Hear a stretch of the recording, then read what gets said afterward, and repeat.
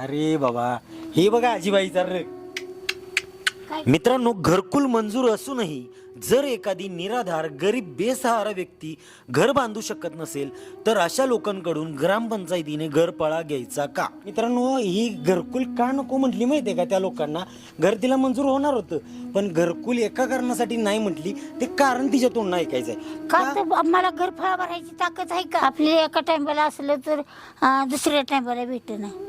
तुम्ही काय कामाला म्हणून नसा, हा का नाही? बरोबर आहे. म्हणून तर यार, आपल्या परिस्थितीनं असायचं. खरी गरिबी काय असते नाही ना आजू.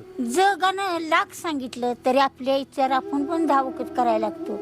आपण केलं झालं तर उद्या घरफळा भरायचं म्हणल्यावर कुठं आणायचं? कळालं? महाराष्ट्रात शिवाजी महाराजांच्या 18 पगड जाती घेऊन छत्रपती शिवाजी महाराजांनी स्वराज्य निर्माण केलं, आणि या स्वराज्यात आपली ही मराठी जनता घरफळा भराय पैसे नाहीत म्हणून म्हातारीनं घर नको म्हटली मला. अशी बरीच परिवार आहेत मित्रांनो. ही मस्तीवारी नेण्यासारखी गोष्ट नाही, खरी गोष्ट आहे. पण बघा की या म्हातारीचा विचार कसला.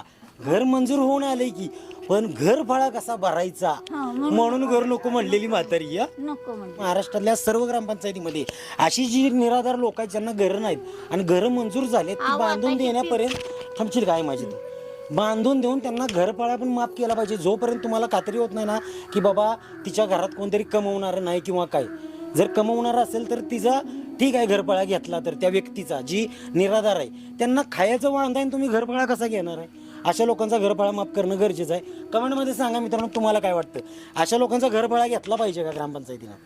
मित्रांनो, ही आजीचं घर इथं राहते आणि हा बघा निसर्ग. मग इकडून बिबट्या वगैरे येतोय असं म्हणते ती, म्हणून डबा वाजवतीस होय?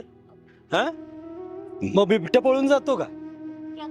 एक दिवस आला वाजवला, मग मी असं वाकून बघितलं माझं आहे ना.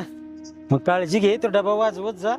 बघूया लवकरात लवकर आपण करू तुझ्या घराचं काहीतरी. हा, मला कशाला कॉल केला सकाळी सांग बघू? रग द्यासाठी आहे ना. मित्रांनो, सकाळी मला कॉल आला या आजीबाईचा.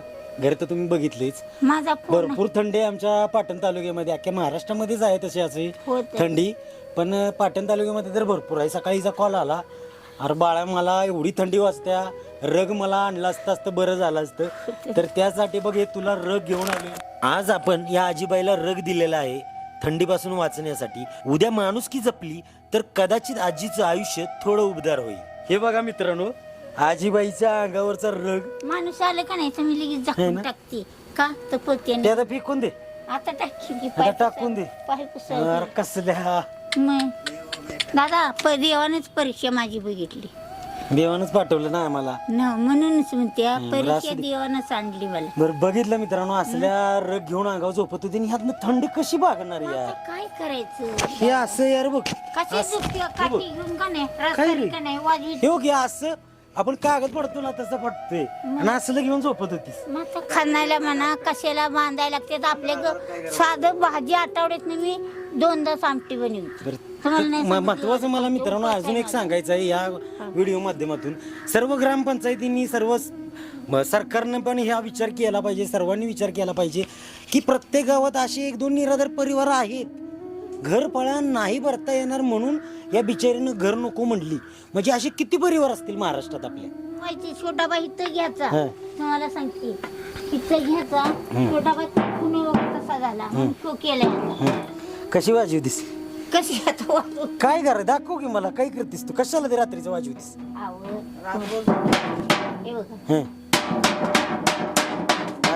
असा वाजवायचा, म्हणजे बारडी घ्यायची वाजवायचा. म्हणजे बिबट्या पळवायला? बिबट्या म्हणा नाही तर जागी आहे म्हणा. जागे आहेच म्हणून कोणी येऊ नये म्हणून? अरे देवा, कसला आयुष्य आहे म्हातारीचं. बघितलं मित्रांनो. हा, जाऊ आता. कॉल करशील मला काय प्रॉब्लेम वाटला तर? तुम्हाला सांगते आता लावलेलं आहे तर लाईटच नाही मंगळवारापासून. तुला इथं लाईट आहे का नाही? अंधारात राहते दिवे. मग अंधारात आरती लावते मी. आरती वारीत कशी टिकायची? हे बघा आरती जात नाही. तर चला मित्रांनो, बघूया अजून या आजीबाईसाठी काय करू शकतो. व्हिडिओ लाईक करा, शेअर करत जावा मित्रांनो. अशा लोकांपर्यंत आपल्याला जास्तीत जास्त पोहोचायचं आहे. तर भेटू पुढल्या व्हिडिओमध्ये. रामकृष्ण हरी. येऊ का मित्रांनो? मी सरकारला किंवा ग्रामपंचायतीला दोष देत नाही, पण प्रश्न एवढाच आहे, प्रत्येक गावात अशा 1-2 निराधार व्यक्ती असतातच. तर अशा लोकांकडून घरफाळा घ्यायची गरज आहे का? घरकुल मंजूर झाल्यावर फक्त घर बांधणं एवढंच नसतं. लाईट, पाणी, कागदपत्र, नाव नोंद कर भरणं सगळं करावं लागतं. हे सगळं 70 वर्षाची आजी कसं करणार? मित्रांनो, अशा निराधार लोकांचा घरफाळा माफ केला तर सरकारचं काही बिघडत नाही, पण या आजीसारख्या व्यक्तींचं आयुष्य थोडं तरी सुरक्षित होईल.